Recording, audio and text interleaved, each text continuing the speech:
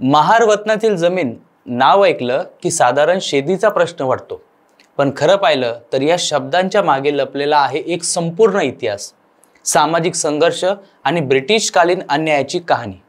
ही फक्त जमीन नाही, ही त्या काळची साक्ष आहे ज्या काळामध्ये गावातल्या महार, रामोशी, मातंग अशा समाज घटकांनी राजे ब्रिटिशांच्या सेवेसाठी आयुष्य झोकून दिलं होतं।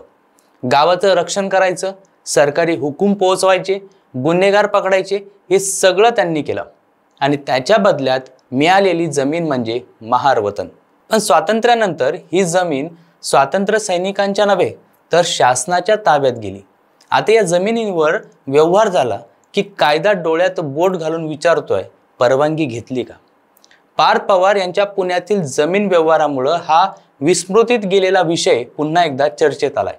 ही फक्त जमीन नाही तर इतिहासाच्या पानांवर कोरलेली एक जळती आठवण आहे, अन्यायातून निर्माण झालेल्या मालकीचा आणि कायद्यानं बांधलेल्या सन्मानाचा संगम। आजही या जमिनीचं प्रत्येक कण सांगतोय, ही केवळ जमीन नाही, ही संघर्षाची साक्ष आहे। नेमकं महारवतनाची जमीन म्हणजे काय, त्याचे प्रकार किती, अशा सगळ्या गोष्टींचा उलगडा आजच्या व्हिडिओमध्ये आपण करणार आहोत। त्यामुळं हा व्हिडिओ शेवटपर्यंत नक्की पहा। नमस्कार मंडळी, तुम्ही पाहताय सत्य पे सत्ता, म्हणजेच थोडक्यात पण महत्त्वाचं। महाराष्ट्रात मागील 2 दिवसांपासून महारवतनातील जमीन हा शब्द चांगला चर्चेत आलेला आहे, कारण उपमुख्यमंत्री अजित पवार यांचे पुत्र पार्थ पवार यांच्या कंपनीसाठी पुण्यात खरेदी करण्यात आलेली जवळपास 40 एकर जमीन ही महारवतनातील असल्याचं सांगण्यात येत आहे। त्यामुळं लोकांच्या मनात स्वाभाविकच प्रश्न निर्माण झालाय, ही महारवतन जमीन म्हणजे नेमकी काय, ती कोणी विकू शकतो आणि या जमिनीचा इतिहास नेमका कसा आहे?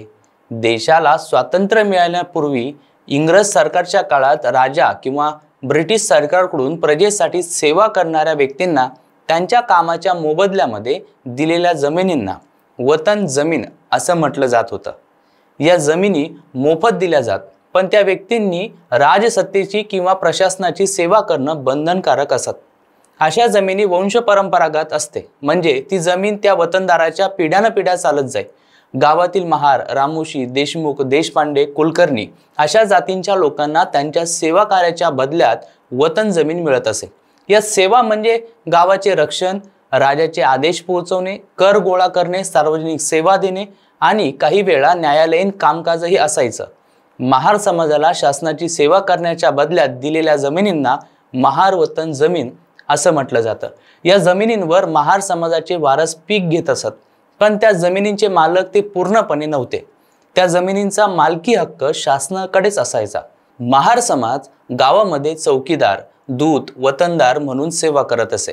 शासनाच्या किंवा राजांच्या आज्ञेनुसार त्यांनी सरकारी सूचना पोहोचवणं, कैद्यांना पकडणं, सरकारी दंड गोळा करणं किंवा सैनिकांना मदत करणं अशी कामे त्यांना करावी लागत होती। या सर्व सेवांच्या बदल्यातच त्यांना वतन जमिनी दिल्या जात होत्या। ब्रिटिश सरकारनं भारतावर राज्य करत असताना ही वतन व्यवस्था कायदेशीर स्वरूपामध्ये कायम ठेवली होती। त्या काळात वतनदार हे गावातील प्रशासनाचा एक भाग मानले जात, परंतु कालांतराने या व्यवस्थेमध्ये शोषण आणि सामाजिक विषमता वाढू लागली। वतनदार आणि इतर प्रजेमध्ये सामाजिक भिंत उभी राहिली। या व्यवस्थेमुळे समाजामध्ये ताण, अन्याय आणि जातीय असमानता वाढली गेली। त्यामुळं स्वातंत्र्यानंतर भारतीय राजव्यवस्थेनं ही जुनी जमीनदारी आणि वतन व्यवस्था संपवण्याचा निर्णय घेतला। 1958 साली महाराष्ट्रात वतन निर्मूलन कायदा लागू करण्यात आला। या कायद्यानुसार महार, रामोशी आणि इतर जातींना मिळालेल्या वतन जमिनी शासनाच्या ताब्यात घेण्यात आल्या। सरकारने या जमिनी घेताना संबंधित कुटुंबियांना त्यांच्या वारस हक्काचा मोबदला दिला। यानंतर या जमिनींची मालकी शासनाकडे गेली आणि वतन व्यवस्था संपुष्टात आली। यानंतर महाराष्ट्र राज्याची स्थापना झाल्यानंतर 1963 साली शासनानं इनाम आणि वतन जमिनी रद्द करून त्या काही माजी वतनदारांना काही अटींवर परत दिल्या। यालाच रिग्रंट म्हणजेच पुनर्प्रदान म्हणतात। या जमिनी भोगवटादार वर्ग 2 या वर्गामध्ये मोडतात, म्हणजे या जमिनींची मालकी माजी वतनदारांकडे आहे, पण त्या जिल्हाधिकाऱ्यांच्या परवानगीशिवाय विकता येत नाही। जर कोणी परवानगीशिवाय अशी जमीन विकली तर जिल्हाधिकारी त्या जमिनींवर सरकारचा हक्क सांगून ती सरकार जमा करू शकतात। परवानगी मिळवताना जमिनीच्या वापराचा हेतू आणि बाजारभावानुसार जिल्हाधिकारी नजराण्यापोटी 20% ते 50% पर्यंत शुल्क आकारतात। तसंच ज्या हेतूने जमीन पुनर्प्रदान केली गेली आहे त्या हेतूनेच जमीन वापरणं बंधनकारक असते। ब्रिटिश आणि मराठा काळात वतन आणि इनाम जमिनीचे 7 प्रमुख प्रकार अस्तित्वात होते।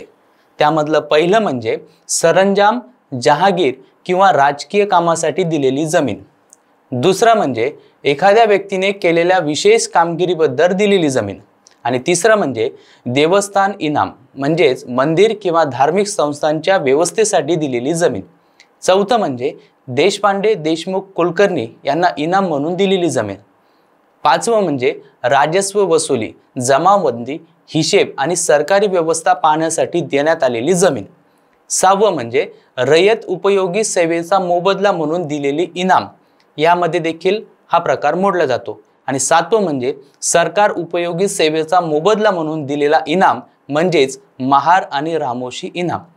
या 7व्या प्रकारात महार वतन जमीन मोडते। त्यामुळं महार वतन ही फक्त शेती नसून ती शासन सेवेचा भाग होती। आजच्या काळात महार वतनातील किंवा इनामी जमिनींचा वापर पूर्णपणे कायद्याने नियंत्रित आहे। या जमिनी वर्ग 2 भोगवटादार म्हणून नोंदवल्या असल्यानं त्या विक्रीसाठी, गहाण ठेवण्यासाठी किंवा इतर वापरासाठी सरकारी परवानगी आवश्यक असते। जर कोणी बेकायदेशीररित्या व्यवहार केला तर जिल्हाधिकारी त्या जमिनीवर पुन्हा सरकारचा हक्क सांगू शकतात। अनेक वेळा अशा जमिनींच्या व्यवहारांवर वाद निर्माण होतात, कारण 7/12 उतार्यावर भोगवटा वर्ग 2 अशी स्पष्ट नोंद आढळून येत असते, परंतु लोकांना त्याचं महत्त्व समजत नाही।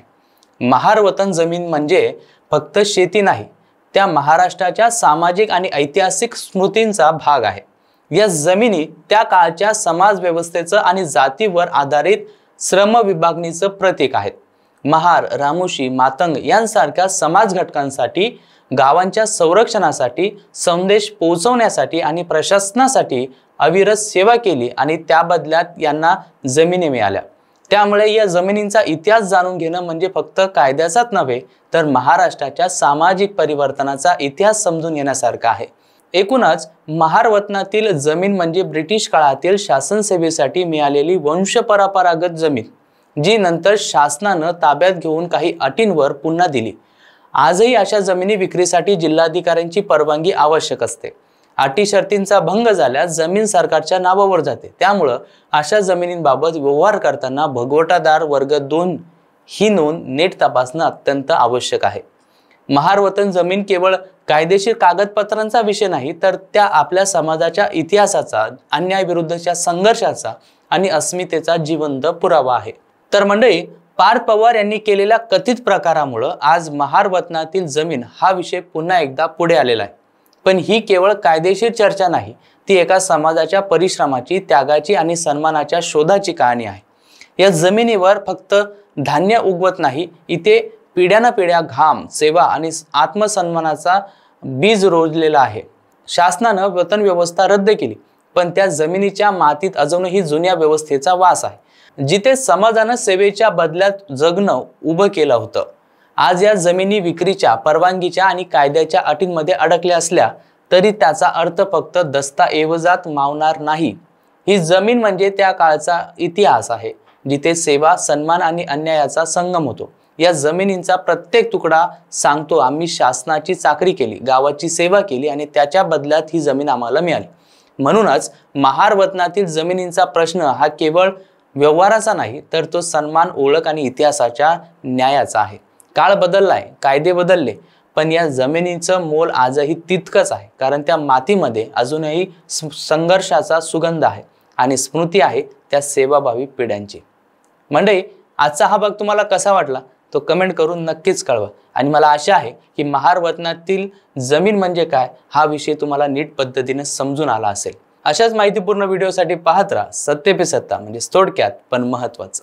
महाराष्ट्रातल्या अनेक महत्त्वाच्या शहरांमध्ये डॉक्टर चाटे होमिओपॅथिक क्लिनिक इथे महिलांची अलोट गर्दी दिसून येते। चौकशी केल्यावर कळलं की बऱ्याच महिलांना असलेला थायरॉइड आणि पीसीओडीचा त्रास या इथे गेल्यावर कमी झालेला आहे। साईड इफेक्ट्स नसलेल्या आणि कमी खर्चात होणाऱ्या अशा या प्रभावी उपचारामुळेच ही गर्दी होतीये हे समजलं। तुमच्या घरातही कोणाला असाच त्रास असेल तर इथे अवश्य संपर्क साधा। Doctor Chate homeopathic clinic 9595727107।